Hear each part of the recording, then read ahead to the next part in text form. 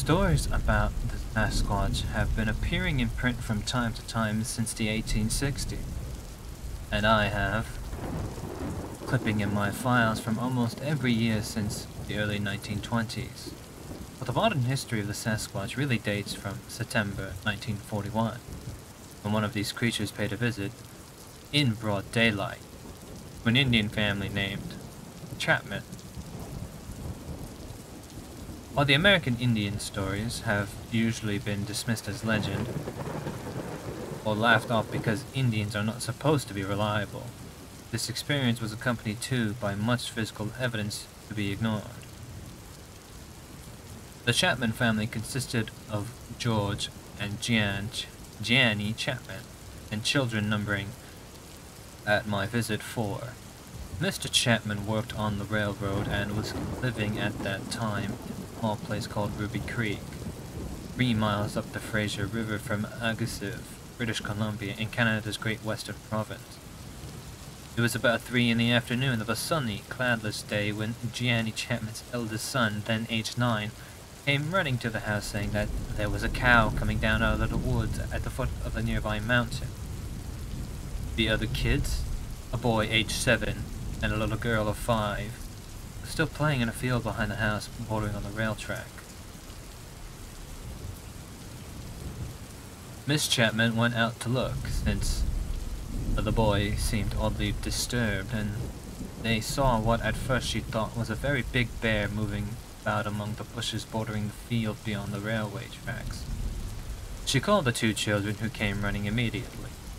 Then the creature moved onto the tracks, and she saw to her horror that it was a gigantic man covered with hair, not fur. The hair seemed to be about 4 inches all along over, and of a pale yellow-brown color. To pin down this color, Mrs. Chapman pointed out to me a sheet of lightly varnished plywood in the room where we were sitting.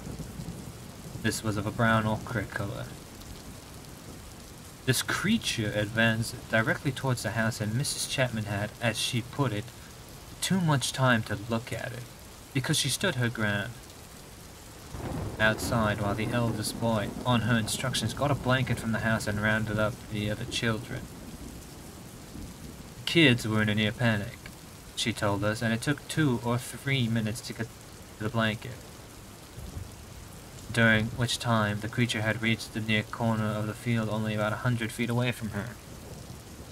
Mrs. Chapman then spread the blanket and, holding it aloft so that the kids could not see the creature or it them, she backed off at the double to the old field and down to the river beach out of sight, and then ran with the kids downstream to the village.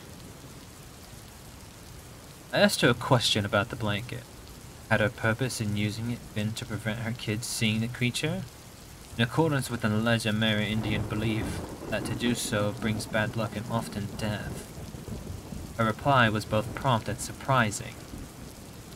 She said that although she had heard white men tell of that belief, she had not heard it from her parents or any other of her people whose advice regarding the so-called Sasquatch had been simply not to go further than certain points up certain valleys, to run if she saw one, and not to struggle if one caught her, as it might squeeze her to death by mistake. "No," she said, "I used a blanket because I thought it was after one of the kids, and so might go into the house to look for them instead of following me." This seems to have been pretty sound logic, as the creature did go into the house and also rummaged through an old outhouse pretty thoroughly, hauling from it a 55-gallon barrel of saltfish, breaking this open and scattering its contents about the outside. The irony of it is that all these 3 children did die within 3 years, the 2 boys by drowning and the little girl on a sickbed. And just after I interviewed the Chapman, they also were drowned in the Fraser River when a rowboat capsized. Mrs. Chapman told me that the creature was about 7.5 feet tall. She could estimate its height by the various fence and line posts standing about in the field. It had a rather small head and a very short, thick neck. In fact, really no neck at all, a point that was emphasized by William Rowe and by all others who claimed to have seen one of these creatures. Its body was entirely human in shape, except that it was immensely thick through its chest and its arms were exceptionally long. She did not see the feet, which were in the grass. Its shoulders were very wide, had no breasts, which Mrs. Chapman assumed it was a male, though she also did not see any male genitalia due to the long hair covering its groin. She was most definite on one point. The naked parts of its face and its hand were much darker than its hair, appeared to be almost black.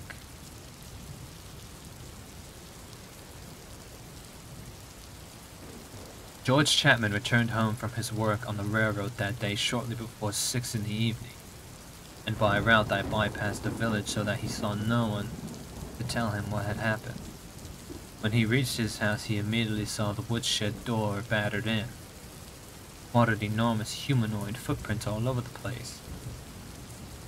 Greatly alarmed, for he, like all of his people who had heard since childhood about the big wild men of the mountain, though he did not hear the word Sasquatch till after this incident, called for his family and then dashed through the house. But then he spotted the foot tracks of his wife and kids going off towards the river. He followed these until he picked them up at the sand beside the river and saw them going off downstream without any giant ones following. Somewhat relieved, he was retracing his steps when he stumbled across the giant foot tracks on the riverbank farther upstream. These had come down out of the potato patch, which lay between the house and the river, had milled about by the river, and then gone back through the old field toward the foot of the mountains where they disappeared in the heavy growth. Returning to the house, relieved to know that the tracks of all 4 of his family had gone off downstream to the village, George Chapman went to examine the woodshed. In our interview, after 18 years, he still expressed voluble astonishment that any living thing, even a 7-foot 6-inch man with a barrel chest, could lift a 55-gallon tub of fish and break it open without using a tool. He confirmed the creature's height after finding a number of long brown hairs stuck in the slabwood lintel of the doorway, above the level of his head. George Chapman then went off to the village to look for his family, and found them in a state of calm collapse. He gathered them up and invited his father-in-law and 2 others to return with him, for protection of his family when he was away at work. The foot tracks returned every night for a week, and on 2 occasions the dogs that the Chapmans had taken with them set up the most awful racket at exactly 2 o'clock in the morning. The Sasquatch did not, however, molest them or apparently touch either the house or the woodshed. But the whole business was too unnerving, and the family finally moved out. They never went back. After a long chat about this and other matters, Miss Chapman suddenly told us something very significant just as we were leaving. She said, "It made an awful funny noise." I asked her if she could imitate this noise for me, but it was her husband who did so, saying that he had heard it at night twice during the week after the first incident. He then proceeded to utter exactly the same strange, gurgling whistle that the men in California who had said they had heard a Bigfoot call had given us. This is a sound I cannot reproduce in print, but I can show you that it is unlike anything I have ever heard given by a man or beast anywhere in the world. To me, this information is of the greatest significance.